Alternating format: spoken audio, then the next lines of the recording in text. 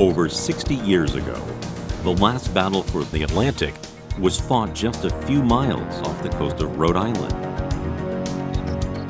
This is the story of the U-853 and the men who fought that last battle. 1942 saw the U-boats come to America. We were totally unprepared.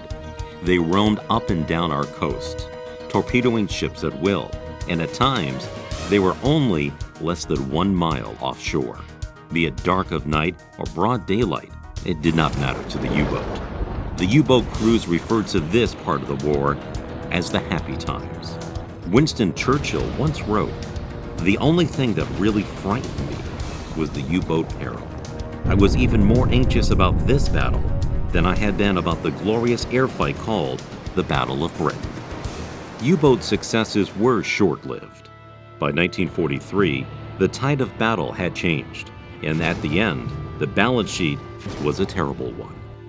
Between 1939 and 1945, 1,162 U-boats were built, of which 784 were lost from all causes. By far, the greatest number, 632, were sunk at sea.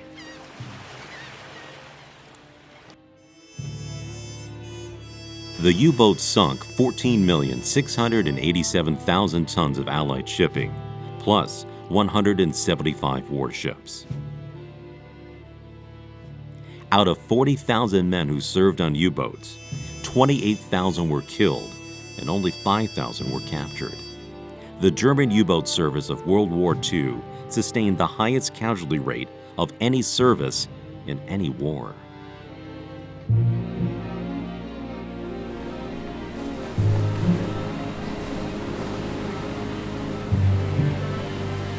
Our story is about the U-853, the type 9C-40 U-boat, 251 feet 10 inches long, 1,144 tons displacement.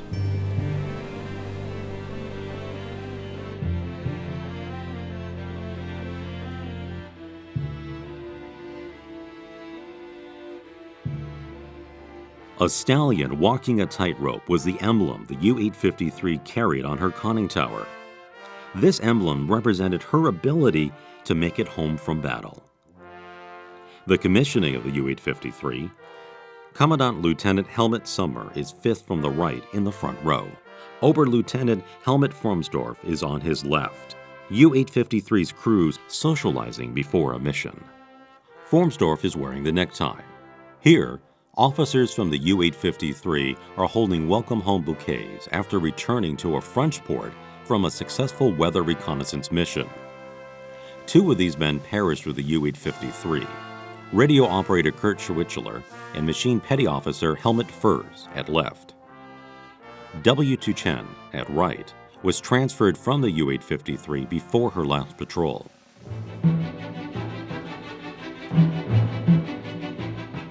On May 25, 1944, the U-853 was on her first war patrol, reporting weather conditions in the Atlantic under the command of Captain Helmut Sommer, because German intelligence believed that weather conditions in the Atlantic could be used to help predict the timing of the Allies' invasion of Europe. Incredibly, on this patrol, the U-853 spotted the Queen Mary, which was loaded with American troops and supplies. The U-853 submerged to attack, but the liner was too fast and outran the sub. As she surfaced in her wake, ferry Swordfish aircraft from the merchant carriers MV Anxious and MV Empire McKendrick attacked the U-853 on the surface. The U-853 returned fire, hitting all 3 aircraft. The U-853 took no significant damage, and all 3 planes were able to return to their carriers. One plane was so damaged it had to be jettisoned. The Germans didn't know it at the time that the Allies had developed sophisticated radio direction technology. So every time the U-853 radioed a weather report, her position was being tracked. On June 15th, U.S. Navy aircraft and several destroyers again tracked her as she traveled on the surface, but she was able to evade them. This first patrol earned the U-853 the Allies' nickname of Moby Dick because of her ability to evade Allied forces. 2 days later, 2 Wildcat aircraft from the USS Croatan, an escort carrier and nucleus of a hunter-killer group, including 6 destroyers, intercepted a radio signal only 30 miles away and surprised the U-853 on the surface. The USS Croatan was captained by John P. Vest. Here, Captain Vest and Professor Hank Keentz talk of that encounter. We were the first ship to fly night patrols around the clock, and we were 56 hours without having all airplanes on deck. And he kept getting closer and closer, and finally the submarine came up within about 20 miles of where he said. All of Captain Vest's patrols were out at the time, so he sent in 2 fighter planes alone. And the fighters came in fast and caught them all on deck and strafed them, and that's what put them out of commission. Because not only was the captain badly hurt, but the aerologist was killed. Summer received 24 wounds and head, arms, shoulders, and chest area. But he had 28 shrapnel wounds due to that air attack. So that's when Frömsdorf, his executive officer, actually took command. But in correspondence after the war, of course, Summer then being under convalescence, survived the war. And in correspondence with him, he stated that Frömsdorf was young and ambitious, and he had tried to ask him not to be frivolous. The war's about to end, and please don't endanger his crew. The captain did a splendid job of getting them home. He used his thermals very well, and finally got our way to the point that we decided we had killed him, and pulled off about halfway into the base. We were well into the Bay of Biscay when we pulled away. And we went home and believed until after the war that we had killed that submarine. But Moby Dick had survived. David Arnold from the Boston Globe speaks of the last meeting between now Captain Helmut Frömsdorf and his sister. Helga and Helmut were very close as brothers and sisters, and she was taking him to the train station, leaving the house. They had a tall 150-year-old grandfather's clock, she told me, and nobody could wind it without having to get up on a chair. And Helmut turned to her as he was walking out to the train station and said, "Oh, let me wind it." And he reached up, wound it, and on the last turn, the spring broke on the clock. And they didn't say a word to each other. They just drove in silence to the train station, fully aware that that was probably the last time they were going to see each other. The U-853 took on supplies, and on February 24, 1945, 24-year-old Captain Helmut Frömsdorf left Norway, bound for the east coast of the United States, his operational area. Because of Allied hunter-killer groups, such as the Croatans group, Frömsdorf probably ran submerged most of the time, using his snorkel to avoid detection. The U-853 crossed the Atlantic to the coast of Maine. On April 23, 1945, Eagle Boat 56 suddenly exploded and sunk, taking 49 of her crew with her. The Navy said it was due to a boiler explosion, but attorney Paul Lawton from Massachusetts proved that the U-853 had sunk her. The next day, a Navy frigate, USS Muskegon, made sonar contact and attacked U-853, but again Moby Dick escaped.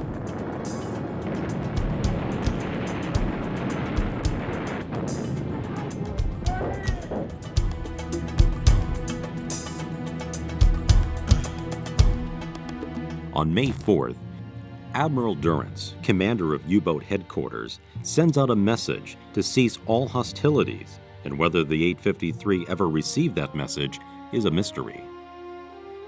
On May 5, we already ceased all actions by order of Dönitz. If he didn't get that order via radio transmission, He was prepared for it because we had preliminaries that cautioned all captains several days before the final order was given. We were cautioned not to act.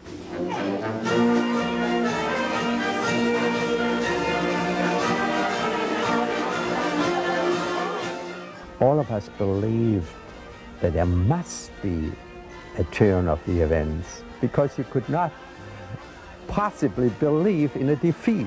Although it was absolutely imminent, you still did not believe it. And since these boys were out of contact with headquarters, they were still possessed by this thought and belief, and were following the captain naturally, freely, into action. On May 5th, one day before the war ended, U-853, cruising at periscope depth, 2 miles off Point Judith, Rhode Island, torpedoed and sunk the steamship Black Point. The stern section sank immediately, with 11 crew members and 1 Navy gunner. The bow section followed about 25 minutes later. Captain Charles Pryor, master of the Black Point, remembers the day vividly. So I took out my cigarette and I was going to light it, but whether I ever did or not, I couldn't tell you. Maybe I swallowed the darn thing, because that's when it hit the fan. And hell, everything, the clock came off the bulkhead, the barometer fell off, the windows shattered, the doors blew open in the pilot house. And immediately you could smell cordite, you know, because it blew the whole stern off. 12 men went down with the Black Point, and 34 were rescued, taken to Point Judith Life-Saving Station, where they were issued new clothing, fed, and sent to Boston. I got quite a few letters there in my odds and ends from different folks, you know, wanting to know if it was so, or is it possible that they could have survived. And those were hard letters to write. At 7:30 p.m., the warships reached the area they thought that the 853 would be in. Atherton, because of her superior sonar team, was given the lead, followed by the Mulberry. The Erickson was still an hour away. I just used my experience as to what he would do. And he would get out into a little deeper water and play possum, which is what he did. And by fantastic good luck, we found him right off. At 8:14 p.m., Atherton picked up a sonar contact and determined that the sonar contact was moving slowly away at a heading of 90 degrees. At 8:29 p.m., Atherton dropped 13 depth charges set on magnetic. The center one exploded, indicating it had struck metal. Atherton then made a second attack using hedgehogs. After the second attack, contact was lost and reestablished at 11:33 p.m. All 3 destroyers now joined in the attack. I think he was badly damaged to begin with. In other words, I think he would have moved farther if he could have. There was little that could be done aboard the U-853. She was in shallow water, 130 feet, and nowhere to hide. It is unclear how long the U-boat sailors survived.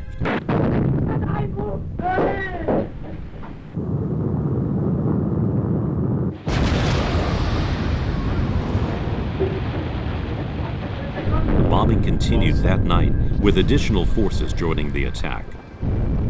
There were even 2 dirigibles from Lakehurst, New Jersey, attacking the crippled U-853. At 10:45 a.m., the attack stopped when the captain's hat floated to the surface. Here, the object was to crack the pressure hull, so the 853 could no longer come to the surface and fight.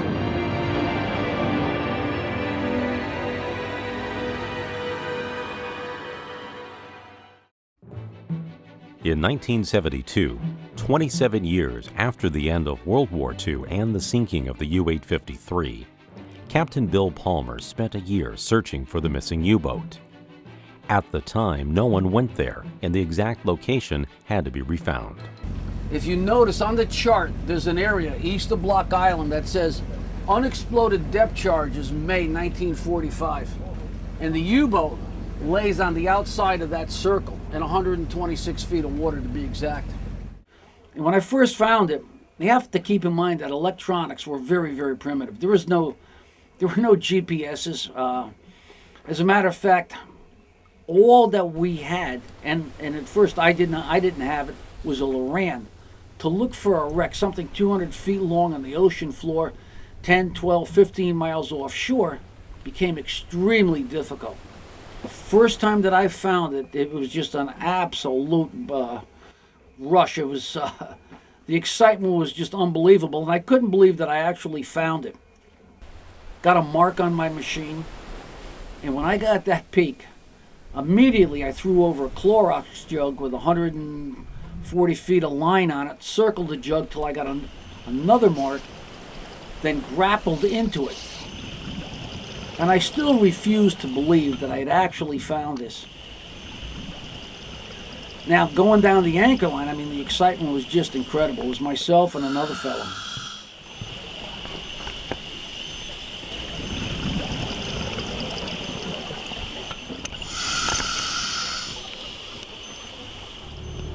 And when I saw this submarine coming into view, the excitement again was just outrageous. I think I covered that whole submarine in about 5 minutes. I swam, well, like I was possessed, to the bow. I swam to the stern, back to the anchor line and up. It was amazing. I think I even cherished the rust I had on my wetsuit as being part of the U-boat. What amazes me is number one, how a 24-year-old kid can be captain of a 250-foot submarine in charge of 50-plus men. And number two, why he would elect to torpedo an aging coal freighter the day before World War II ended. That just baffles me for all these years. I know if I was him, and they said that cease hostilities, all hostilities, and the order was sent out 4 days before the war ended. Had I been him, I would have surrendered to the harbor master at Block Island and bought around with whatever I had on board. The USS Penguin was a Navy salvage ship, also equipped for submarine rescue, should there be anyone still alive aboard the U-853. The crew of the Penguin, believing the war was over, celebrates a bit prematurely. Pictures were taken, alcohol was consumed. Who'd thought that they get the call to go to sea the very next day? Hard hat diver Clary Edwards tells of that day. 9, 10 vessels there, destroyers of all kinds, and of course they made way for us. And as soon as we got the word to lay the 4-point moor, we went about laying the 4-point moor. Clary Edwards, getting suited up on the deck of the Penguin in preparation to dive the U-853. The diver's goal was to find the U-853's logbook. I do know the main thing was to get in and get the log. That's what our main operation was supposed to be all about. They had tried to get bodies out of the escape trunk, and they were jammed in there so tight they were only supposed to handle 4, and they claimed there were 6 in there jammed, and they were trying to get one body out. And that's why they sent Bockelman down. He's a small man. They thought maybe he could wheel him out, and they finally did get one guy by the name of Hoffman. They put a line around him. You can see that in the picture around his, but not even around his shoulders. They put it around his neck and hauled him up that way. They had all leather clothes on, leather pants, leather jacket, a little black bow tie, aluminum bow tie, painted black, spray painted black, and boots, leather boots. They sent the body to Washington, but they determined there was no water in the lungs and that everybody got killed by concussion. We didn't make any other research dives on it because we were told to stay away, unexploded depth charges. The object here was to open up the hatch and get inside that boat and to try to get the ship's log to see what boat it was and, what they were doing, where they were doing it. Now, this is our mission today, is to see if we can find the log, take a look for it.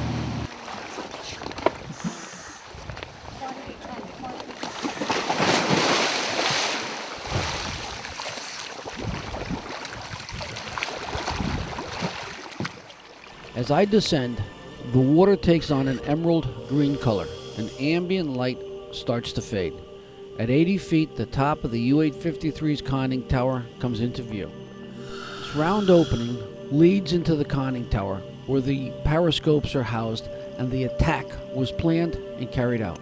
I drop to the deck on the starboard side.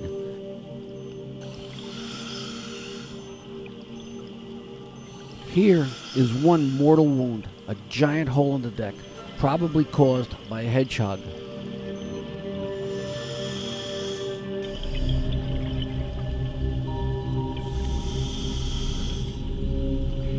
My partner and I are going to start to explore the interior of this once mighty hunter. As I said before, it's a tight squeeze, and if you're claustrophobic, don't try it.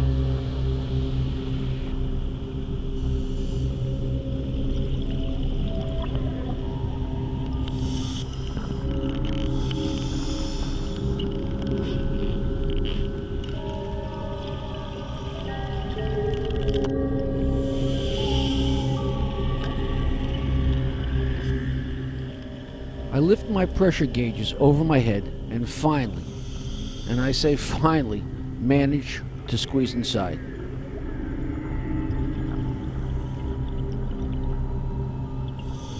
Once inside, I acclimate myself, then start to move forward to explore the forward torpedo room.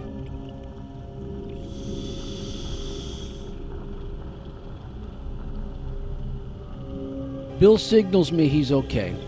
I'll then swim through the bulkhead, being careful not to get hung up on pipe or conduit. To my immediate left is a torpedo in its rack, awaiting the order to be loaded. Thank God it never came. Still moving forward, the two top tubes come into view. The starboard one has a girl's name written on it, Hannah Laura.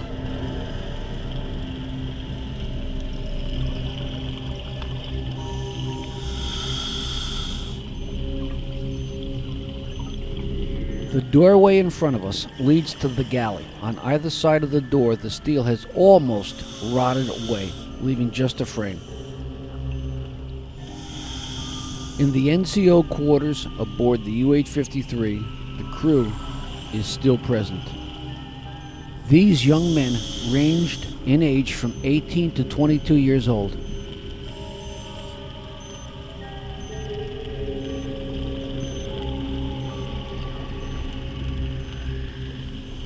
I slowly keep moving astern.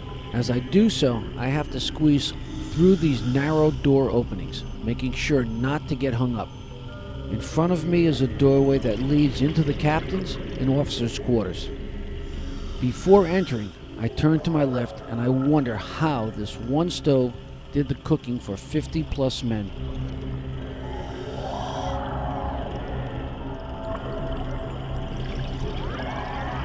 Looking to my right, still more of the crew is visible. Moving into officer country, it's a total mess. One has to proceed with extreme caution. Here I look at collapsed lockers and miscellaneous piping. The silt in this area is 3 or 4 feet thick. Once you disturb this fine silt, your visibility goes to absolute zero. And now you have to feel your way out. Swimming into the control room, directly in front of me is the periscope well, as well as piles of 20mm and 37mm ammunition. To my left is the plainsman station. Not much room to move around. On the deck is an ammunition container, and behind it is the attack periscope. This ammunition container contains 20mm rounds. It was once bolted to the wall. We're looking at where the captain sat, looking into the periscope. This is where the attack was planned and carried out. Backing out, I look up into the conning tower and beyond.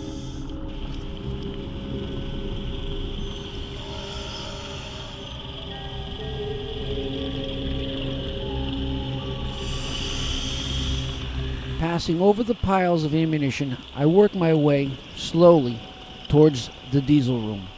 The only reason I can see for the piles of ammunition is that she intended the fight once she was on the surface and the hatches were thrown open. Upon entering the diesel room, I checked my air supply before continuing to explore. This hatch sits between the two diesel engines. It came out on deck just behind the deck gun. It was used for loading supplies. In front and above are the main air induction valves to the outside of the boat. When the order to dive was given, these valves were spun shut, thus preventing seawater from entering the boat. Swimming out of the hull into the sand, I find an unexploded hedgehog, not to be touched. I swim to the very stern of the sub and drop into the sand. This large hole in front of the conning tower is the one that diver Clary Edwards spoke of. This hole is directly on top of the sound room and radio shack. This has got to be the hole that sunk this vessel. A quick check of my air supply, and I realize that it's time to start heading towards the surface. It's a long way to the surface. We've been on the bottom for a while, and we're going to have to decompress. And then finally, we could start to move towards the surface. Again, ascending very slowly.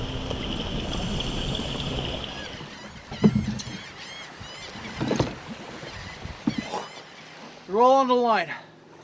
Sil's coming up now. Fantastic. That was really good. That was great. Thanks, Cap. You got it, man. Well, we didn't find the logbook, but there's always another day, another way. Watch out, boys up! Let's turn this old girl to the barn! On this dive, we didn't find a logbook, but that does not mean that it's not there. I mean, it's absolutely amazing. I have found paper on this wreck, charts, books, and after 40, 50, 60 years, once you restore it, they're still legible. I think that Oberleutnant Frömsdorf did what he did because, as the people in U-boats said, he had a sore throat. And a sore throat meant that he wanted something to wear around his neck. An Iron Cross, a Knight's Cross, and as of yet, he had not earned it. And it's based on what a dear friend of mine, Hans Gerbler, who was the control room engineer on the 505, once told me. He was trying to get something to put around his neck. He was trying to get the Knight's Cross. And I don't think that it's worth wearing a Knight's Cross when I endanger my whole crew. Successful U-boat commanders were treated like heroes. Frömsdorf must have seen scenes like these. It's possible that the young, ambitious Frömsdorf wanted to be recognized as a hero, and the Knight's Cross was the symbol for it. He was young, ambitious, and he wanted to excel. And unfortunately, he used his crew to do it. Cease all action and acknowledge, which they were supposed to acknowledge the receipt of the message. Many of them did, but not this monkey, this Frömsdorf, or whatever he was. In fact, they hadn't had word from him since he left Norway. So, and they won't hear from him yet either. He said to Summers that he was leaving on patrol, and Summers said to him, listen, the war's nearly at an end. You got all good boys. Do not be frivolous with the crew. Make sure you bring them home. And the sad thing is here they sit to this day, still waiting to go home.